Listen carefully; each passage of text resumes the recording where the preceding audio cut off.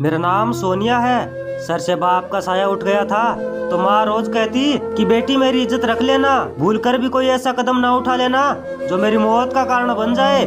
मैं तो किसी की तरफ आंख उठाकर भी नहीं देखती थी। फिर ना जाने माँ हमेशा मुझसे यह बात कहती, मेरी बड़ी बहन को तो उन्होंने इस तरह कभी नहीं समझाया, शायद इसलिए कि मैं घर से बाहर जाती थी।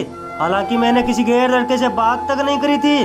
पापा के चले जाने के बाद घर में पैसों की तंगी आने लगी तो बड़ी बहन ने माँ से कहा कि मैं कोई छोटी मोटी नौकरी कर लेती हूँ जिससे हमारी गरीबी दूर हो जाएगी।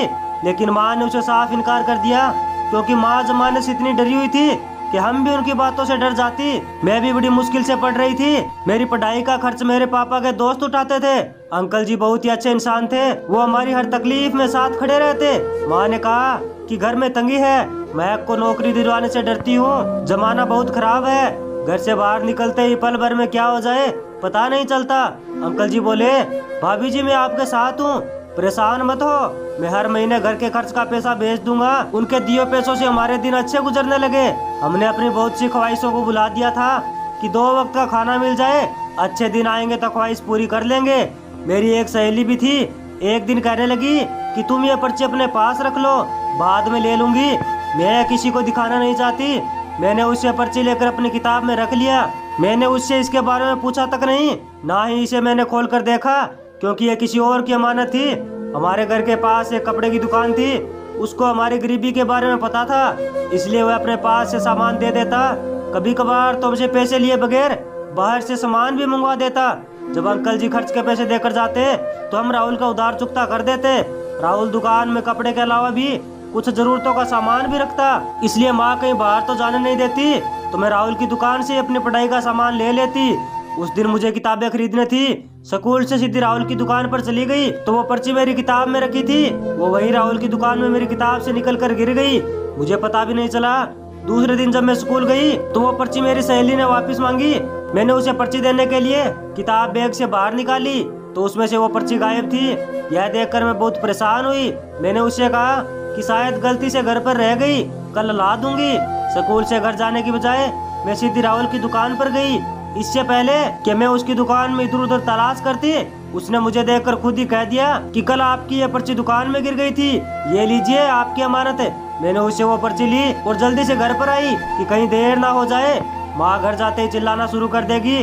घर आकर मेरे दिमाग में ख्याल आया कि इसे खोल कर देखती हूँ, इसमें ऐसा क्या लिखा है जो मेरी सहेली किसी को दिखाना नहीं चाहती। साथ में सोच रही थी कि शायद इसे राहुल भी पढ़ चुका है। जब पर्ची को खोलकर देखा तो उसमें जो लिखा हुआ था वह पढ़कर मुझे गुस्सा आया कि राहुल ने पर्ची बदल दी।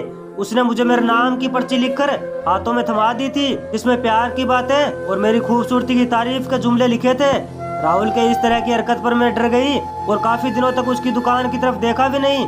मैंने अपनी सहेली से झूठ बोल दिया कि वह पर्ची मेरी माँ ने सफाई करते वक्त कचरे के साथ घर से बाहर फेंक दी।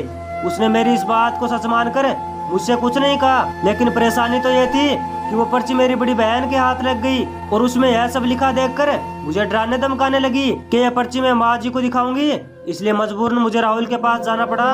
मैंने गुस्से से कहा, तुम्हारी हिम्मत कैसे हुई ये सब लिखने की?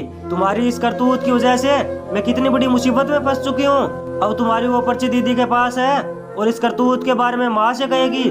मेरी इस बात को सुनकर राहुल हंसने लगा, बोला, परेशान मत हो, वो तुम्हारी माँ से हरगिज नहीं कहेगी, वो बस तुम्हें डरा रही है। भला मैं राहुल की बातों पर क्या जवाब देती? उसने मुझसे अपने किए की माफी भी मांगी, मगर मेरा गुस्सा कम ना हुआ। होता भी कैसे, उसकी हरकत ही कुछ इस तरह की थी। उससे झगड़ा करने के बाद बहुत से दिनों तक उसके दुकान की दहलीज पर कदम नहीं रखा, लेकिन फिर जरूरत का सामान लेने के लिए जाना ही पड़ा, क्योंकि दूसरा कोई उधार देने को तैयार नहीं था। मैंने वो पर्ची राहुल को वापस उसके हाथों में थमा दी। मैं उसे अच्छा लड़का समझती थी, कभी उसने बुरी नजर से देखा भी नहीं था। शायद उस पर्ची में ऐसा कुछ लिखा था जिसे पढ़ने के बाद राहुल ने यह सब करने की जुर्रत की। मैंने उससे पीछा छुड़ाने के लिए यकीन दिलाया कि वो पर्ची मेरी एक सहेली की थी जो उसने मुझे छुपाने के लिए दी थी, मगर उस दिन गलती से तुम्हारी दुकान में गिर गई। उसने भी मेरी बात मान ली। अब राहुल मेरे सामने अच्छे से पेश आने लगा। एक दिन राहुल मुझसे कहने लगा, अगर तुम बुरा ना मानो तो मैं तुम्हें तोहफा देना चाहता हूँ। उसने इस बात को बड़े प्यार से कहा तो मैं मना भी नहीं कर सकी। मैंने गिफ्ट लेने के लिए हामी भर दी। कहने लगा, प्रॉमिस करो बुरा नहीं मानोगी। मैंने कहा, इसमें बुरा मानने वाली कौन सी बात है, मेरा दिल चाहेगा तो रख लूंगी, तब उसने कहा अच्छा अपना हाथ आगे करो। मैंने अपना हाथ आगे कर दिया। उसने हल्का सा बाजू कलाई से हटा दिया और जोर से अपने मुंह से मेरे हाथ में दांतों को गड़ा दिया। मैं दर्द से चीखने लगी मगर उसने मेरे हाथ को नहीं छोड़ा। मैं उसके सामने मजबूर होकर चिल्लाती रही, अपना हाथ भी ना छुड़ा पाई। कुछ देर बाद जब मेरा दर्द कम हुआ तो मुझसे कहने लगा माफ कर देना, मेरी खातिर इतनी तकलीफ जो सही है, इसे देखकर तुम मुझे रोज याद करोगी। मैं उसके सामने चुपचाप खड़ी थी। अगर मैं किसी से कहती तो इसमें मेरी ही बदनामी होती। सोचा बाद में जब कभी मौका मिलेगा तो उससे हिसाब लूंगी। मैं दर्द के मारे तड़प रही थी। जल्दी से घर आई और कमरे में जाकर खूब रोई। सारी रात इस बारे में सोचती रही कि राहुल ने मेरे साथ ये सब क्यों किया, इसके पीछे क्या वजह थी। मुझे अब यकीन होने लगा कि राहुल मुझे चाहने लगा है, लेकिन मैं किसी से कह ना दूं, इसलिए मुझसे वह अपनी मोहब्बत छुपा रहा था। आज उसने जाहिर कर दिया कि अब उसे रहा नहीं जा रहा। तभी माँ की बातें याद आने लगी कि जमाना खराब है। अक्सर मैं पड़ोस वाली आंटी के साथ बाजार चली जाती थी और माँ उनके साथ जाने से मना भी नहीं करती। उस दिन आंटी किसी काम से अपने मायके चली गई। मुझे भी किसी काम से बाजार जाना था। आंटी तो मेरे साथ जा नहीं सकती थी तो सोचा खुद ही चली जाती हूँ। मैंने माँ से कुछ पैसे लिए, माँ को नहीं बताया कि आज मैं अकेली बाजार जा रही हूँ और चुपके से घर से निकल गई। बारिश का दिन था, कड़ाके की ठंड भी पड़ रही थी। मैं बीच रास्ते में ही थी, तभी अचानक से जोरदार बारिश शुरू हो गई। सर्दी की वजह से सोचा तबीयत खराब ना हो जाए। सामने राहुल की दुकान थी। बारिश की बूंदों से मेरा बदन भीग चुका था। मैं जल्दी से दुकान के अंदर चली गई। मुझे भीगा देखकर कहने लगा इस वक्त तुम यहाँ किस लिए, अंदर आ जाओ, तुम्हारा बदन ठंड से पूरा कंपा रहा है। कुछ देर तक आराम करो, जब बारिश का कहर कम हो जाएगा तो फिर घर चली जाना। राहुल मुझे अपने साथ दुकान के ऊपर वाले कमरे में ले आया और कहा कि ये कंबल ओढ़ लो। यह कहकर वो मेरे बगल में बैठ गया। मैं बहुत घबराई हुई थी कि राहुल मुझे अकेली इस हालात में देखकर मेरे साथ कुछ गलत ना कर बैठे। सोचती भी कैसे नहीं, लड़की को इस हालात में देखकर हर किसी की नीयत बिगड़ सकती है। वक्त भी काफी हो चुका था, लेकिन बारिश रुकने का नाम भी नहीं ले रही थी। राहुल का इस तरह बगल में बैठना बहुत बुरा लगा, मगर मजबूरी अपनी शिष्कारियों को दबाए कंबल में लेटी रही। बाहर की आवाजें सुनकर ऐसा लग रहा था जैसे और तेज बारिश होने वाली है।